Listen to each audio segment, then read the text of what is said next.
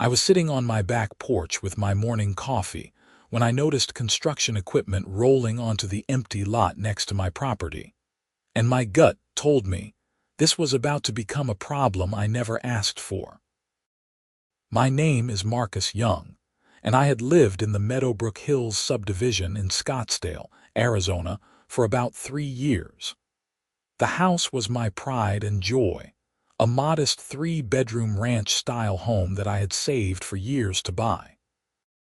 The property backed up to what had been an undeveloped community lot, which honestly was one of the main reasons I bought the place. Peace and quiet, no immediate neighbors breathing down my neck, and a nice buffer of desert landscape that I could enjoy from my back deck. But that morning in late March, watching a backhoe rumble onto that lot, I felt the first stirrings of unease. I had heard rumors at the last HOA meeting about some community improvement project, but I had tuned most of it out. HOA meetings in Meadowbrook Hills were typically exercises in tedium, dominated by our HOA president, a woman named Patricia Hendricks, who treated every minor violation like a federal crime. She was exactly what you would picture when someone says Karen. Mid-40s, blonde hair always styled in that speak-to-the-manager cut, and an attitude that suggested the entire neighborhood existed solely for her approval. I decided to investigate. Throwing on a shirt and some shoes, I walked across my backyard toward the chain-link fence that marked my property line. The fence was old, installed by the previous owner, and I had been meaning to replace it with something nicer.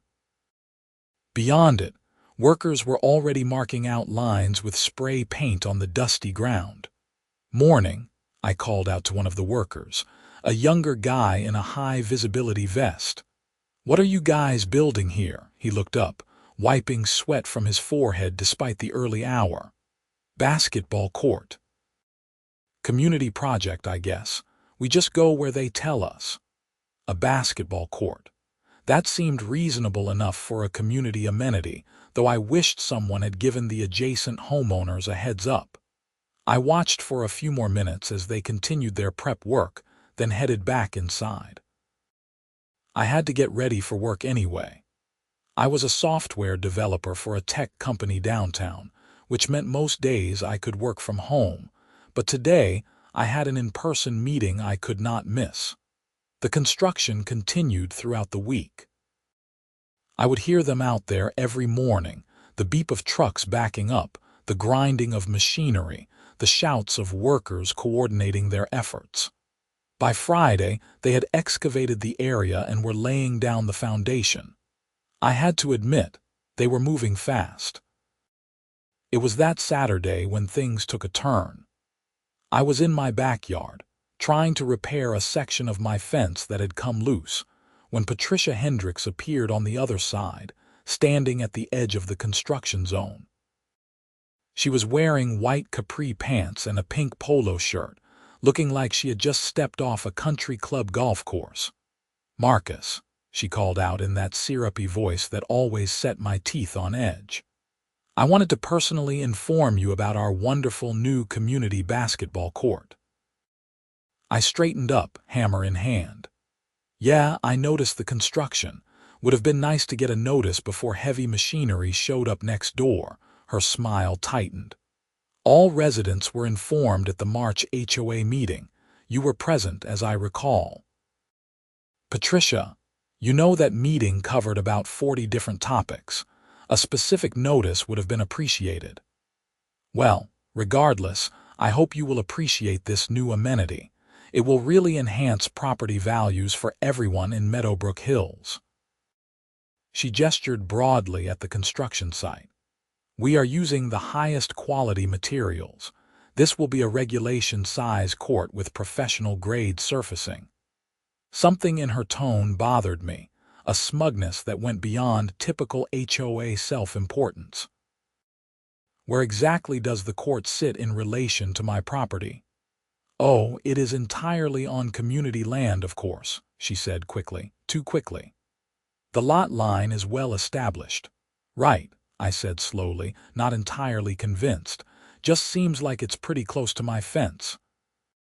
Your fence is actually on community property, Marcus, Patricia said, her voice taking on a sharp edge. We have been meaning to discuss that with you. It is technically a violation of community guidelines to have permanent structures on HOA land. I felt heat rising in my chest. Excuse me. This fence has been here since before I bought the house. The previous owner installed it. That may be, but it does not change the property boundaries. You will need to remove it once our basketball court is complete. We cannot have your personal fence interfering with community amenities. She walked away before I could respond, leaving me standing there with a hammer in my hand and a growing sense of dread. Something was not right. I went inside and dug through my filing cabinet until I found my property survey from when I purchased the house.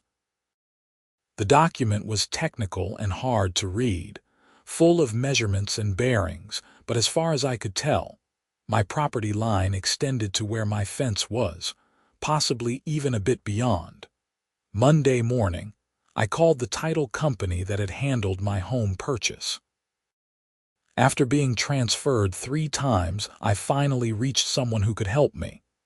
Mr. Young, I am looking at your file now, the woman said.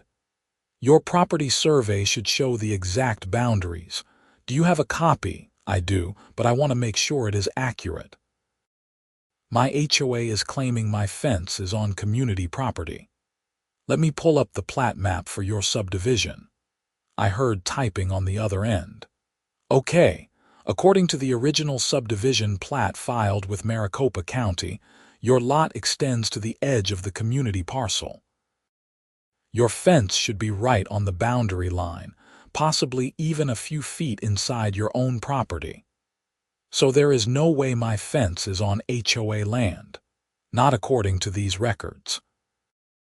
However, if there is a dispute, you may want to hire a professional surveyor to come out and physically verify the boundaries. That would give you definitive proof. I thanked her and hung up, then immediately started researching surveyors in the Scottsdale area. I found a well-reviewed company called Precision Land Surveys and called them right away. They could send someone out on Wednesday, which felt like an eternity away, but was apparently quick for this kind of work. The construction on the basketball court continued. By Tuesday evening, they had poured the concrete foundation, and I could see that the court extended right up to my fence line. Actually, looking at it more carefully, it seemed like the edge of the court was going to be exactly where my fence stood. If Patricia was demanding I remove the fence, the basketball court would literally be touching my property. That night, I could not sleep. I kept thinking about property rights, about HOA overreach, about all the stories I had heard of homeowner associations run amok. I had always thought those stories were exaggerated, but now I was living one. Wednesday morning arrived with clear blue skies, typical for Arizona in early April.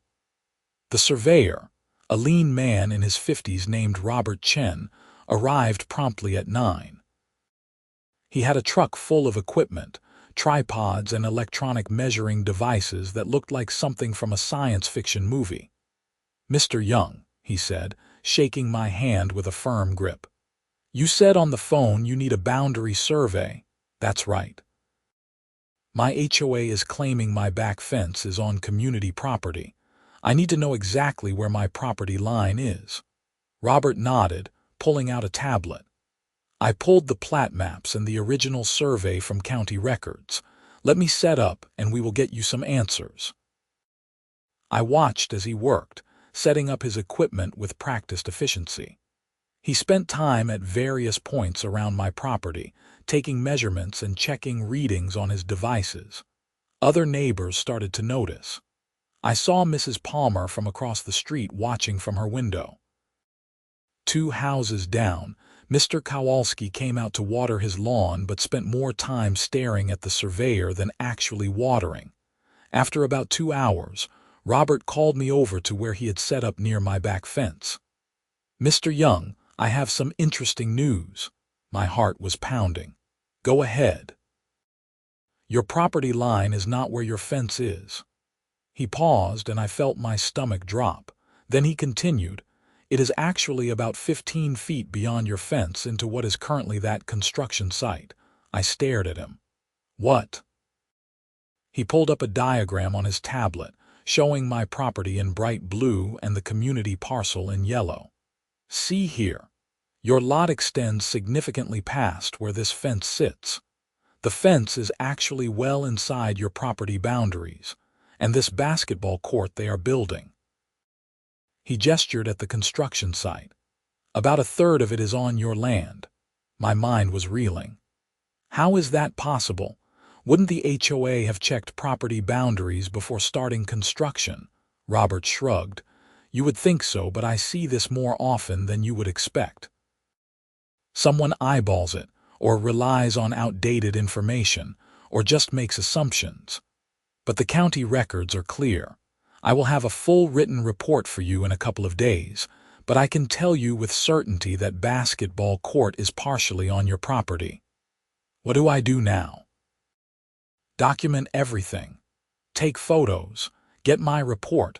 Then you will probably want to talk to a lawyer before you approach the HOA. This could get messy." Messy was an understatement. I spent the rest of that day taking photos from every angle, documenting the construction progress and the exact position of everything. I also called a real estate attorney, whose name I found through a colleague's recommendation. Her name was Jennifer Martinez, and her receptionist managed to squeeze me in for a consultation on Friday morning. Thursday, I went to work, but could barely concentrate.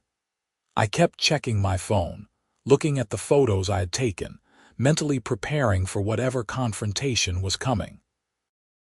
When I got home that evening, I noticed the construction crew had started painting lines on the basketball court. It was nearly finished. Patricia Hendricks was there, supervising with her arms crossed, looking very pleased with herself. I decided not to say anything yet. Not until I had the surveyor's report in hand and had talked to a lawyer. Friday morning, I sat in Jennifer Martinez's office in a high-rise building in downtown Phoenix. She was younger than I expected, maybe mid-30s, with dark hair pulled back in a professional bun and sharp, intelligent eyes. "So let me make sure I understand," she said, reviewing the preliminary survey information Robert had emailed me. "The HOA constructed a basketball court, and roughly 1/3 of it is actually on your private property. According to the surveyor, yes. I should have the full written report by early next week." Jennifer leaned back in her chair, a slight smile playing at her lips. "This is actually more common than people realize. HOAs sometimes assume community spaces extend farther than they actually do. The question is, what do you want to happen here?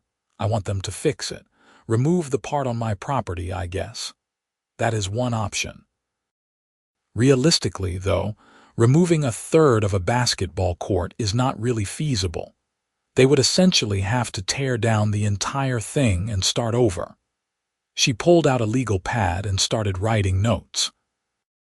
"Other options include, they could offer to purchase that portion of your land, though that would require a formal property line adjustment through the county. Or you could seek damages and force them to remove it.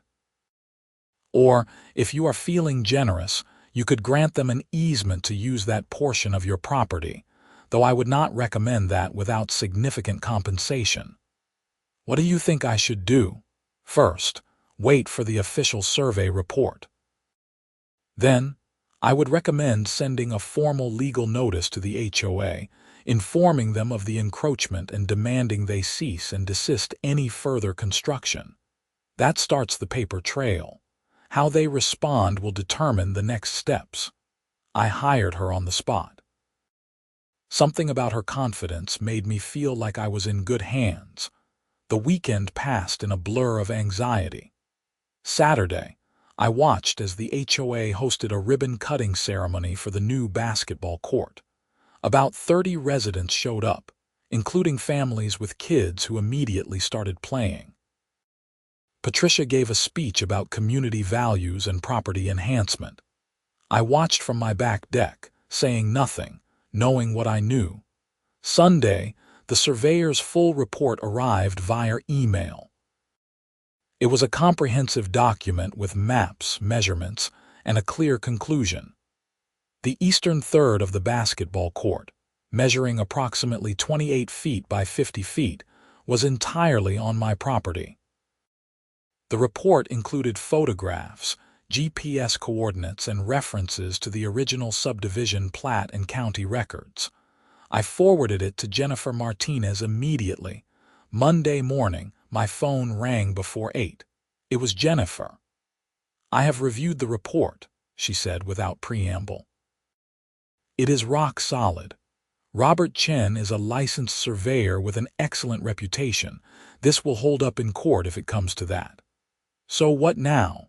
Now I send them a letter. Certified mail, return receipt requested. We inform them of the encroachment, provide a copy of the survey, and demand that they contact me immediately to discuss resolution. We give them 10 business days to respond.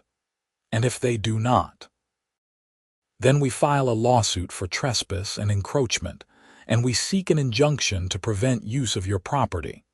We might also seek damages, though we can discuss that strategy depending on their response.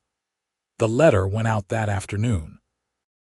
I knew it would take a few days for the HOA to receive it and respond, but I was not prepared for what happened next. Tuesday evening, there was a pounding on my front door. I opened it to find Patricia Hendricks standing there, her face red, clutching a piece of paper in her hand. "What is this?" she demanded, shaking the paper at me. It was Jennifer's letter.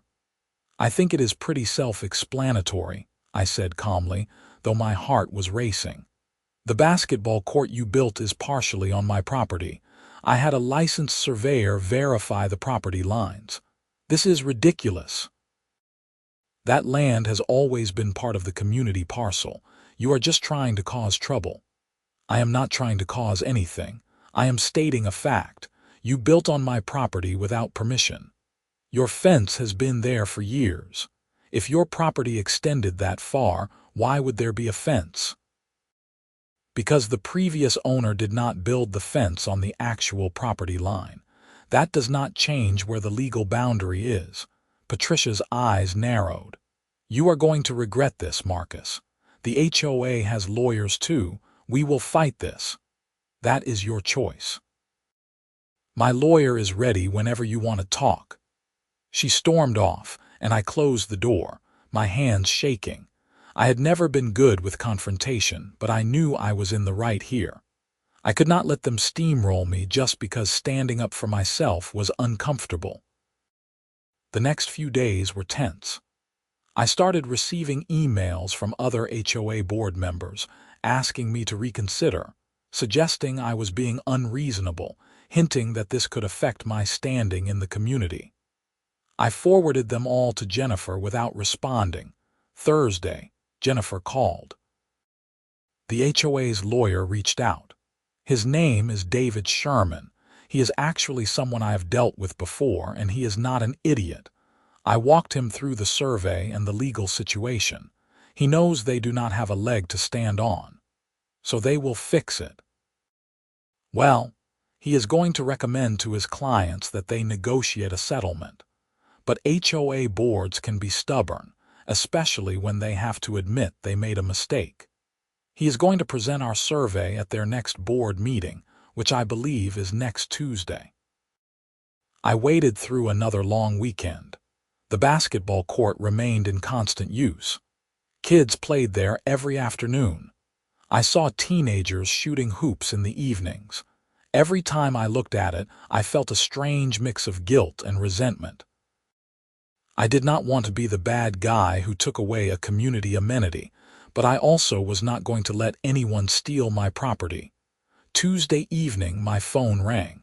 It was Jennifer. "How did the board meeting go?" I asked. "About as well as expected." "Patricia Hendricks is refusing to accept the survey results. She has convinced most of the board that your surveyor must be wrong. They voted to hire their own surveyor to do a competing survey. Can they do that? They can waste their money if they want. But any competent surveyor is going to come to the same conclusion. The property records are clear." "How long will this take?" "At least another few weeks. Try to be patient." Patience was not my strong suit, especially as the situation started affecting my daily life. Someone started leaving passive-aggressive notes on my door. One morning, I woke up to find my trash cans knocked over, garbage strewn across my driveway. Another time, someone egged my car. I installed security cameras. Ring doorbell, cameras covering the driveway and backyard. I was not going to let whoever was doing this get away with it. May arrived with rising temperatures. The HOA's surveyor came out, a company called Southwest Land Consulting. I watched from my window as they did their work, similar to what Robert Chen had done. When they finished, the surveyor, a woman in her 40s, spent a long time looking at the basketball court and shaking her head. 2 weeks later, Jennifer called with an update. The HOA's survey came back. Guess what? It confirms everything Robert Chen found. The basketball court is on your property. So now they will deal with it, you would think. But Patricia Hendricks is now claiming that there must be an implied easement because the land has been used as community space for years. But it has not been. It was just empty desert. Exactly. There is no basis for an implied easement claim. My guess is she is grasping at straws because she does not want to admit she screwed up. This is going to cost the HOA a lot of money to fix, and as president, it is on her watch. So what happens now? Now we give them one more chance to negotiate. If they refuse, we file suit. Jennifer sent another letter, this one more firmly worded, pointing out that 2 independent surveys had confirmed the encroachment, and that continued use of my property without permission constituted ongoing trespass. We demanded either removal of the encroaching portion of the basketball court or payment of fair market value for the land, plus damages. The response came quickly this time. The HOA's lawyer sent a letter offering to purchase the encroached upon land for $5,000. I laughed when Jennifer read it to me over the phone. $5,000 for 1,500 square feet of property in Scottsdale. It is insulting, Jennifer agreed. Current land values in your area suggest that land is worth at least $50,000, probably more. And that is not counting the trespass damages. Counter offer. I am thinking we demand $75,000 for the land, plus $25,000 in damages and attorney fees. That is fair, and it is still cheaper than tearing out and rebuilding the basketball court. The negotiation dragged on through June. The HOA countered with $15,000. We came down to $90,000 total. They came up to $25,000. It was like a bizarre real estate transaction, except it was for land they had already taken without asking. Meanwhile, the harassment continued. Someone started a rumor that I was trying to destroy community property values. At the grocery store, neighbors I had known for years suddenly would not make eye contact. Mrs. Palmer, who used to wave every morning, now glared at me from her window. Only a few people were supportive. My next-door neighbor, Tom, a retired firefighter, stopped by one evening with a 6-pack of beer. "I think you are doing the right thing," he said as we sat on my front porch. "Patricia Hendricks has had it coming for years. She treats this place like her personal fiefdom. I did not set out to cause trouble. You did not cause it. They did when they built on your land without checking. You are just standing up for yourself.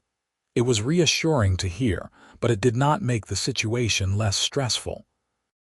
In early July, things escalated. I received a notice from the HOA that I was being fined for multiple violations. My grass was allegedly too long, my house needed repainting, and my vehicle was parked in my driveway instead of the garage, which was supposedly against community guidelines. I looked at the notice in disbelief. My grass was perfectly maintained. My house had been painted 2 years ago and looked fine, and the parking rule was news to me, as half the neighborhood parked in their driveways. "They are retaliating," Jennifer said when I sent her the notice. "This is actually good for us. It shows bad faith and harassment. Document everything and do not pay these fines." The next HOA meeting was the following week. I decided to attend, something I rarely did because they were usually boring. But this time, I wanted to face the board directly. The meeting was held in the clubhouse, a small building near the neighborhood entrance. About 40 residents were there, far more than usual. Word had spread about the basketball court dispute, and people wanted to see the drama.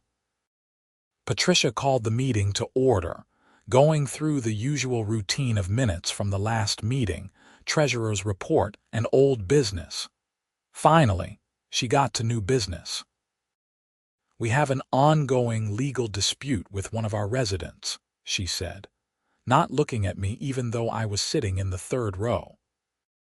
"This resident has made claims about property boundaries that, while technically accurate according to certain interpretations, are causing significant disruption to our community." "Certain interpretations," I called out. 2 separate professional surveys came to the exact same conclusion. Patricia's jaw tightened. "You are out of order, Mr. Young. There will be time for public comment later." "This is not about interpretation," I continued, standing up. "Your basketball court is on my property. That is a fact. All I am asking is that you compensate me fairly or remove it from my land." "You are being unreasonable," Patricia shot back. "This basketball court serves the entire community. Children play there every day. You want to take that away over some technicality? It is not a technicality. It is my property. You built on it without permission." Another board member, a man named Richard Paulson, spoke up. "The HOA is prepared to offer a reasonable settlement. We have made multiple offers." "Your offers have been insultingly low," I said. "You are essentially asking me to donate valuable land to the HOA after you trespassed on it." The room erupted in murmurs. Some people were nodding in agreement with me. Others looked angry. A woman I did not recognize stood up. "I think Mr. Young has a point. If someone built on any of our properties without asking, we would be upset too."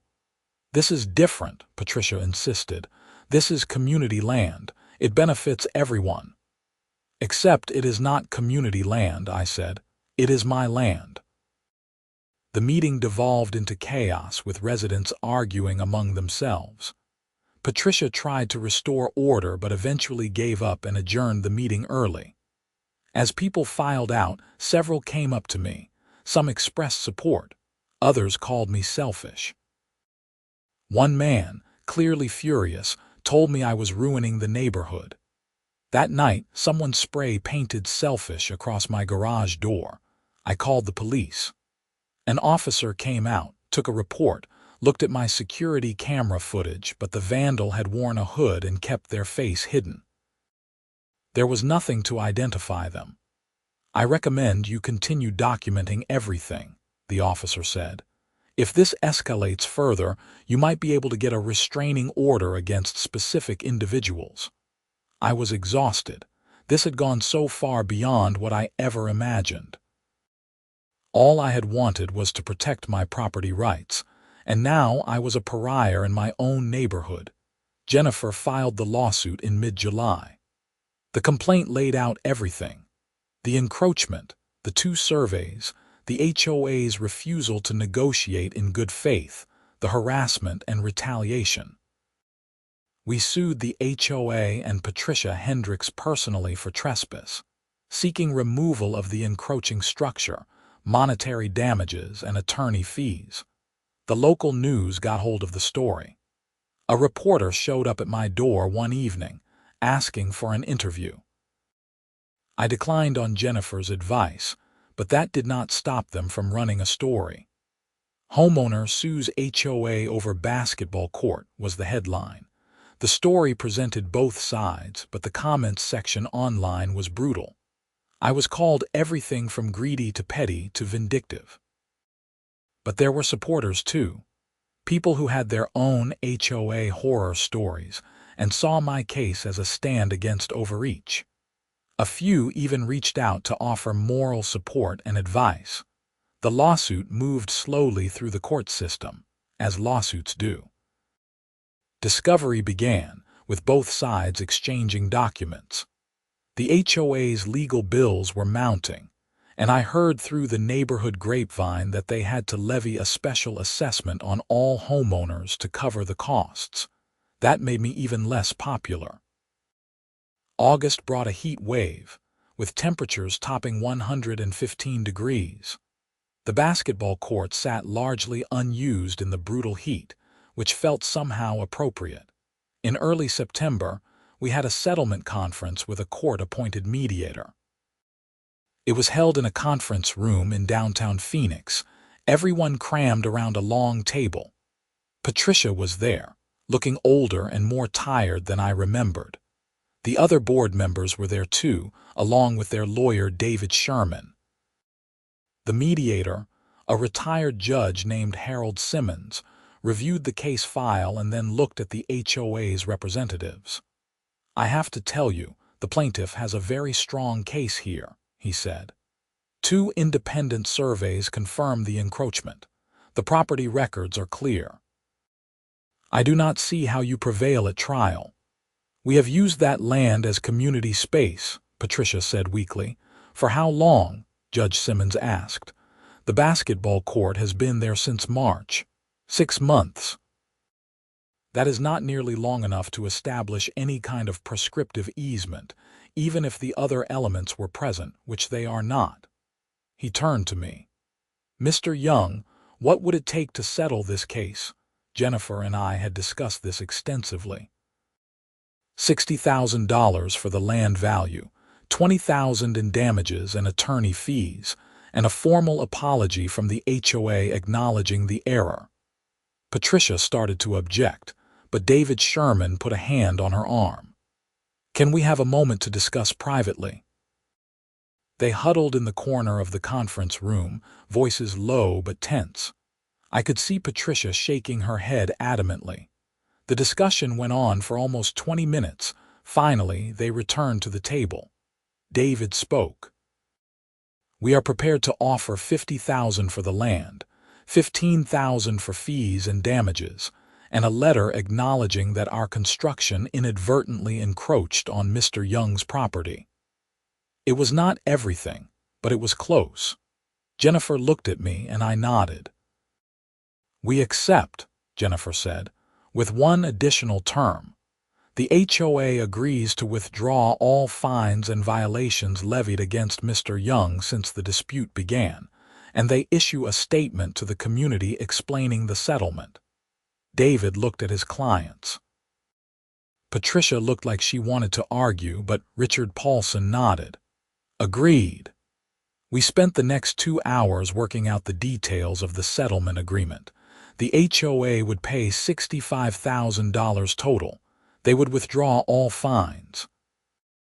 They would issue a statement explaining that a survey error had led to the encroachment, and that the matter had been resolved amicably.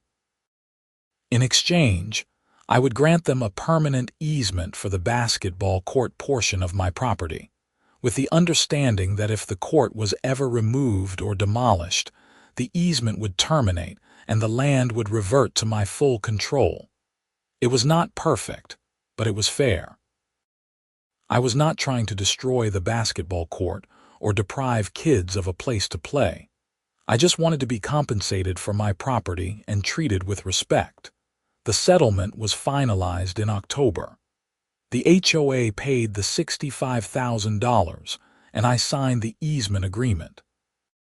Jennifer drafted it carefully to protect my interests, including provisions that the HOA was responsible for all maintenance and liability related to the basketball court, and that they could not expand or modify it without my written permission. The HOA's statement to the community was grudging but adequate. It explained that due to an error in determining property boundaries, the basketball court had been partially constructed on my private property, and that the matter had been resolved through a negotiated settlement. Patricia's name was conspicuously absent from the statement, which was signed by the entire board. I later learned that Patricia had been forced to resign as HOA president. The special assessment to cover legal fees had been deeply unpopular, and several board members blamed her for not properly verifying property lines before authorizing construction. Richard Paulson took over as interim president. Life slowly returned to normal. The harassment stopped. Neighbors who had avoided me started waving again, some even apologizing for believing rumors. Mrs. Palmer brought over cookies one day, admitting she had been wrong to judge me. Tom, my neighbor, was thrilled. "You took on the HOA and won," he said over beers on my porch one evening in November.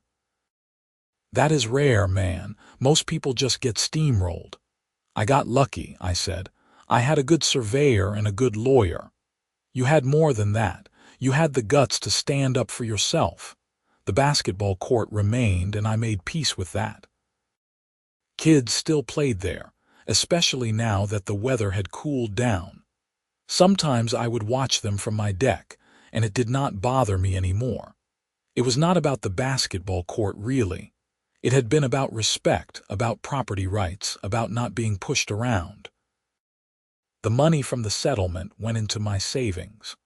Part of me wanted to use it for a vacation, maybe take a trip to Hawaii or Europe, but the practical side won out. I used some of it to replace my old fence with a nice new vinyl one, positioned exactly on the surveyed property line. The rest went into investments. In December, the HOA held elections for the board. Several new people ran, including a woman named Lisa Garrett who had spoken up for me at that chaotic meeting back in July.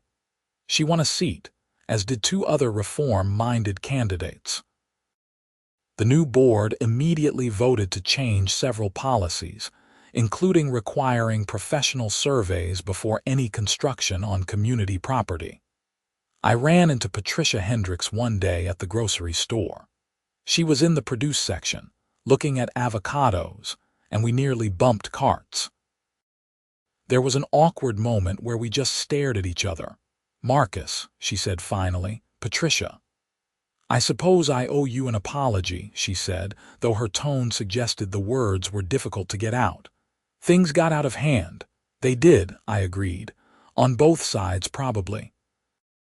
I was just trying to do what I thought was best for the community." "I understand, but you have to respect property rights too. You cannot just take what you want because you think it serves a greater good." She nodded slowly. "I realize that now. It cost me the HOA presidency and about $20,000 in legal bills. Lesson learned." We parted ways, and I felt a strange sense of closure. I did not hate Patricia. She had been wrong, badly wrong, but she was not evil. Just someone who had gotten too caught up in their own authority and lost perspective. Christmas came and went. The neighborhood decorated elaborately, as Scottsdale neighborhoods do, with elaborate light displays and inflatable decorations. I put up lights on my house and even strung some around my new fence. The basketball court got decorated too, with lights outlining the perimeter and a wreath hung on the backboard. New Year's Eve, I hosted a small party. Tom and his wife came, along with a few other neighbors who had become friends through the whole ordeal. We stood on my back deck as midnight approached, watching fireworks launch from various points across the city. To property rights, Tom said, raising his beer. To standing up for yourself, his wife added. To moving forward, I said, and we all drank to that. As the new year began, I reflected on everything that had happened. It had been one of the most stressful periods of my life, but also one of the most important. I had learned that I was stronger than I thought, that I could handle conflict and confrontation when necessary. I had learned who my real friends were, and who in the neighborhood had character. I had also learned to appreciate the value of good professional help. Robert Chen's survey had been worth every penny, as had Jennifer Martinez's legal expertise. Sometimes, you need to invest in quality representation to protect your interests. The basketball court continued to serve the community.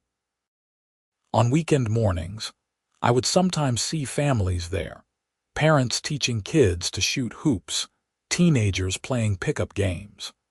The sound of the basketball bouncing on concrete had become part of the neighborhood soundscape, as familiar as birds chirping or dogs barking. And every time I saw that court, I felt a small sense of satisfaction. Not because I had won or because I had gotten paid, but because I had stood up for what was right, even when it was hard, even when it was unpopular. The court was there with my permission now, not through theft or encroachment, but through a proper legal agreement that respected my property rights while serving community needs. In February, Richard Paulson, the new HOA president, reached out to me about joining the Architectural Review Committee. I was surprised by the invitation. "Why me?" I asked when we met for coffee. "Because you care about property rights and proper procedures," he said. The board has been doing some soul-searching after the basketball court fiasco. We realized we had gotten sloppy, too focused on aesthetics, and not enough on following proper legal processes. We need people who will ask the tough questions and make sure we do things right. I thought about it for a few days before accepting. It felt like a way to turn a negative experience into something positive, to help prevent future conflicts by ensuring the HOA operated properly. My first committee meeting was in March, almost exactly a year after the basketball court construction had begun. We reviewed applications for home modifications, new landscaping, and other changes. I found myself asking questions the others had not considered. Have we verified property lines? Is there a permit required? Have we notified adjacent property owners? One application was for a homeowner who wanted to expand their patio. The plans showed the expansion going right to what was marked as the property line. Have they had a survey done? I asked. The committee chair, an older man named George, looked at me blankly. Is that necessary? They marked the property line on their diagram. After what happened with the basketball court, I think we should require a professional survey for any construction near property boundaries, I said. Otherwise, we could end up in the same situation. The committee agreed, and we made it a new policy. The homeowner was not thrilled about the extra expense, but they agreed. When the survey came back, it turned out their fence was actually 2 feet inside their property line, so they had more room for the patio than they thought. Crisis averted. As spring progressed, I settled into my role on the committee and life in the neighborhood normalized completely.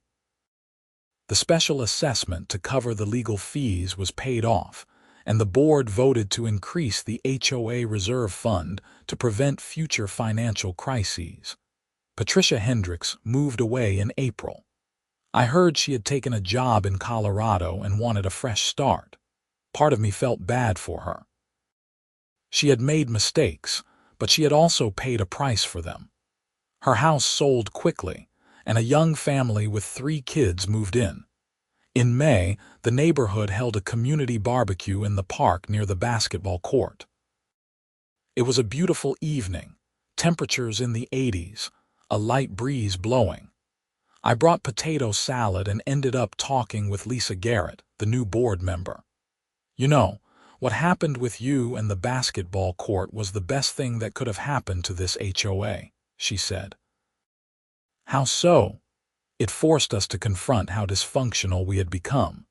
Patricia ran this place like a dictatorship, and the rest of us just went along with it because it was easier than fighting. Your lawsuit was a wake-up call. Now we actually follow proper procedures. We respect homeowners' rights. We think before we act. I am glad some good came from it. More than some. You changed the culture here." I watched kids playing on the basketball court as the sun set, painting the sky in shades of orange and pink. A year ago, that court had been a source of tremendous stress and conflict. Now it was just part of the neighborhood, a place where kids played and families gathered. My property line ran right through the middle of it, marked now by small survey pins that only I knew were there. The easement agreement hung in a file folder in my office, a legal document that protected both my rights and the community's interests.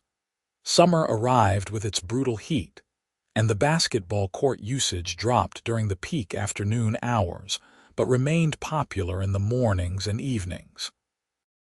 I had replaced my back deck with a larger one, positioned carefully within my property boundaries, of course, verified by survey.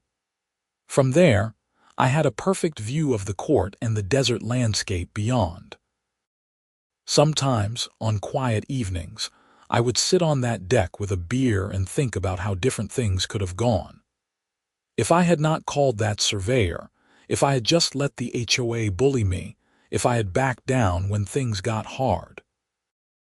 My property would have been taken, my rights violated, and I would have had to live with that knowledge. Instead, I had fought back. Not out of spite or malice, but simply to protect what was mine. And in doing so, I had not only secured a fair settlement, but had helped reform an HOA that badly needed it. The legal fees had been worth it. The stress had been worth it. The temporary ostracism had been worth it. Because at the end of the day, I could look at that basketball court and know it was there with my permission, on terms I had agreed to after being fairly compensated. Property rights matter.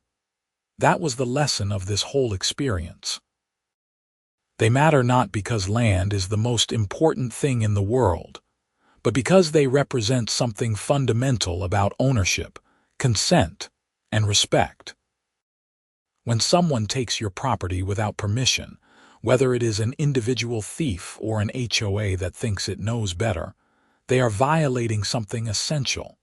I had stood up for that principle and I had won, not just in court, but in a more meaningful way. The neighborhood was better for it. The HOA was better for it. And I was better for it, more confident and more willing to stand up for myself when necessary. As fall approached, and the temperature finally dropped back below 100 degrees, the basketball court saw more use again.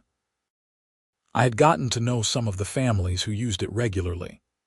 One Saturday, a dad named Michael asked if his son's birthday party could use the court for a basketball tournament.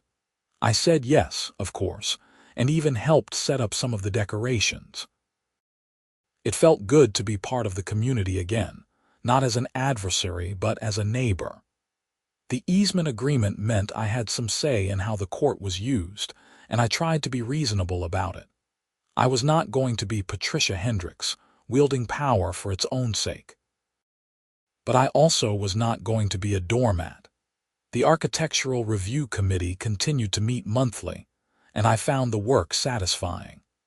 We were making real improvements in how the HOA operated, requiring proper documentation, respecting property rights, and communicating clearly with homeowners. Applications that once would have been approved with a rubber stamp now got proper scrutiny to make sure they complied with both HOA rules and legal requirements. In October, on the anniversary of the settlement, Jennifer Martinez called to check in. How are things in Meadowbrook Hills?" She asked, quiet, normal, boring in a good way. She laughed. "That is what we like to hear. No more HOA drama, none whatsoever. I am actually on the Architectural Review Committee now. You are kidding. That is like the fox guarding the henhouse." "More like someone who has been bitten by the fox making sure proper fences are in place." "I am glad it worked out for you, Marcus. A lot of HOA cases do not end as well. I got lucky, and I had a good lawyer. You also had a strong case and the backbone to see it through." "A lot of people would have backed down. After we hung up, I thought about that. Would I have backed down if the situation had been slightly different? If the surveys had been less conclusive, if the harassment had been worse, if the legal fees had been higher? Maybe. But I like to think I would have found the strength to keep fighting. The holidays came around again, my second Christmas in the house since the basketball court dispute. This time, the neighborhood holiday party was held at my house, at my invitation. About 50 people showed up, filling my house and spilling out onto the back deck. The basketball court, decorated with lights again, provided a festive backdrop. Richard Paulson, still serving as HOA president, pulled me aside during the party. "I wanted to thank you," he said. "For what?" "For not letting us get away with our mistake. It would have been easier for everyone short term if you had just accepted it, but you did the right thing and it forced us to be better." "I appreciate that," I said, "though I would not recommend the experience to anyone." He laughed. "No, probably not. But the HOA is in a much better place now. We follow the rules, we respect boundaries, and we actually listen to homeowners. That is your legacy." As the party wound down and people started leaving, I stood on my back deck looking at the basketball court. The lights strung around it twinkled in the darkness. A few lingering guests were shooting hoops, their laughter carrying on the cool night air. This was my property. Part of it anyway. The basketball court sat on land that legally belonged to me, but that I had chosen to share with the community through a proper agreement. That choice made all the difference. It was not taken from me. It was not stolen. It was given on my terms for fair compensation. That was what this whole fight had been about. Not the money, though that was nice. Not the principle alone, though that mattered. It was about agency, about having control over your own property and your own life, about not letting others make decisions that should be yours to make. The basketball court would probably outlast my time in this house. Eventually, I would sell and move on, and the easement would transfer to the next owner. But the precedent set by my case would last even longer. Future HOA boards would think twice before building on land they had not properly verified was theirs. Future homeowners would know that standing up for their rights was possible, even against an HOA. As winter settled over Scottsdale and the new year approached, I felt a sense of peace I had not felt in a long time. The battle was over. The war was won, and life had returned to normal, albeit a better normal than before. I still worked from home most days, still sat on my back porch with my morning coffee, still watched the neighborhood kids play basketball on what was technically my property, but felt like it belonged to everyone. The difference was that now everyone knew the truth, knew the boundaries, knew that proper procedures had been followed. In February, I got a call from a homeowner in a neighboring subdivision. He had heard about my case and was facing a similar situation where his HOA had installed a drainage system that encroached on his property. "What should I do?" he asked. "Get a survey first," I told him. "Make sure you have proof, then get a good lawyer, document everything. And do not back down if you know you are right." Was it worth it? All the stress and conflict? I thought about that question for a long moment. "Yes," I said finally. "Absolutely yes, because it is not just about the property. It is about standing up for yourself and not letting others take advantage of you. That lesson alone was worth everything I went through. I gave him Jennifer Martinez's contact information and wished him luck. As I hung up, I felt a sense of satisfaction. Maybe some good would come from my experience beyond just my own situation. Maybe other homeowners would be inspired to stand up to HOA overreach. The basketball court remained, a permanent reminder of the conflict and its resolution. But it was also something more positive now. A symbol of how disputes could be resolved fairly, how communities could learn from mistakes, and how standing up for your rights could lead to positive change.